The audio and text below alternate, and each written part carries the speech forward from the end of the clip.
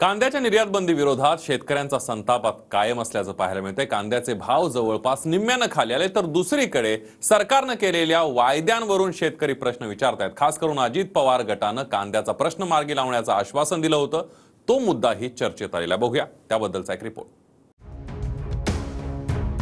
शेतकऱ्यांना कांदा फेकला जातोय, टोमॅटो फेकलो तर होय, आता आम्ही त्यांच्याकडे जाऊन ठिया मांडून सांगू की याच्यावर मार्ग काढा। आता आंदोलन झाले, सगळं झालं, सगळं आता आपण दुसरं काय करू शकतो? आम्ही शेतकऱ्यांच्या प्रश्नांसाठी सत्तेत जात असल्याची अजित पवार गटाची विधानं व्हायरल होऊ लागली आहेत। सत्तेत गेल्यानंतरच्या पहिल्याच सभेत आम्ही शेतकऱ्यांच्या मुद्द्यांसाठी रस्त्यावर भांडण्याऐवजी आता राज्यात आणि केंद्रात जाऊन प्रश्न सोडू असं आश्वासन भुजबळांसहित अजित पवारांनी दिलं होतं।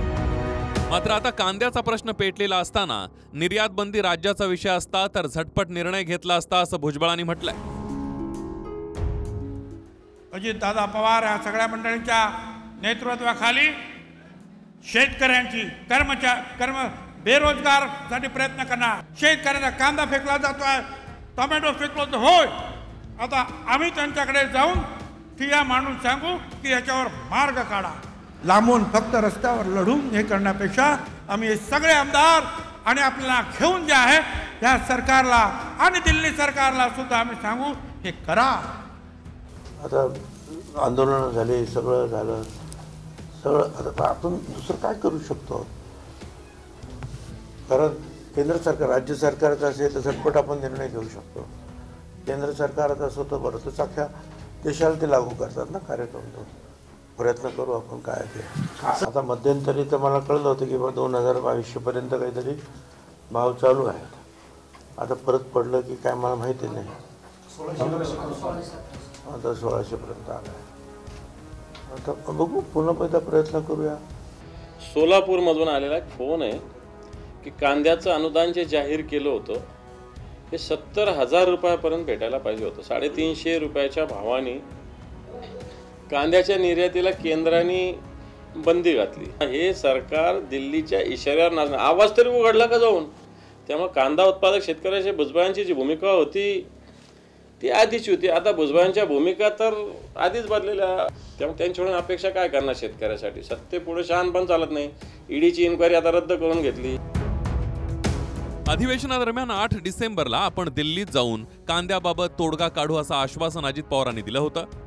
त्यांच्याच दाव्यानुसार 11 डिसेंबरला अजित पवारांचा दिल्ली दौरा नियोजित होता।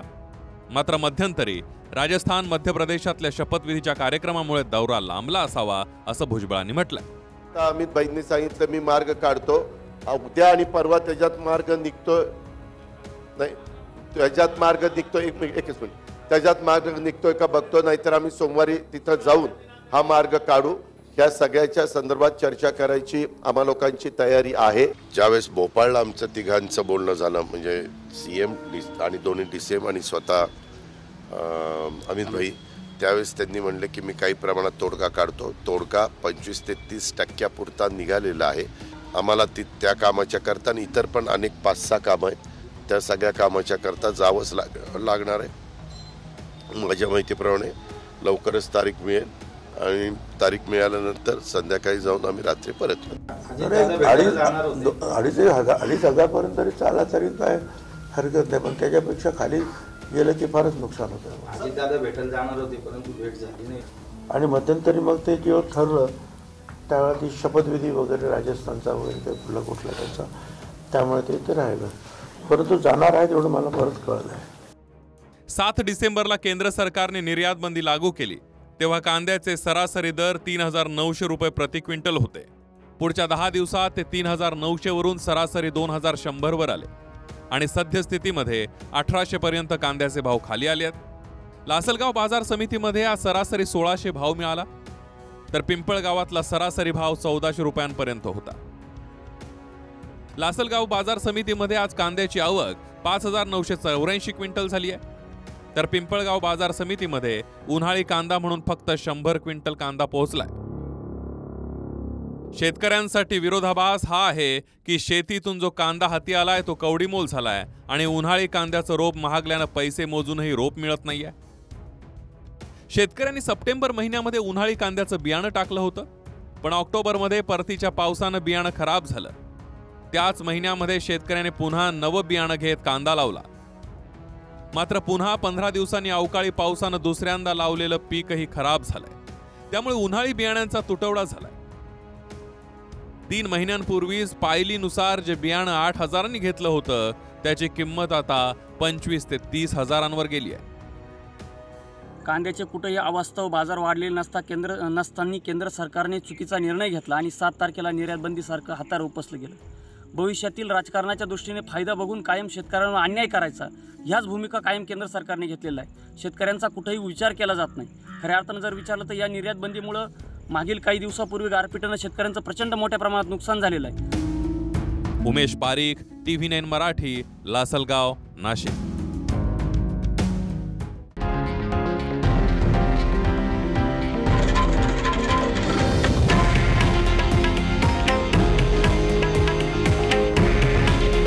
हे आहे देशातील नंबर 1 न्यूज नेटवर्क आणि आपण पाहत आहात TV9 मराठी. काळजी तुमची, हित महाराष्ट्राचं.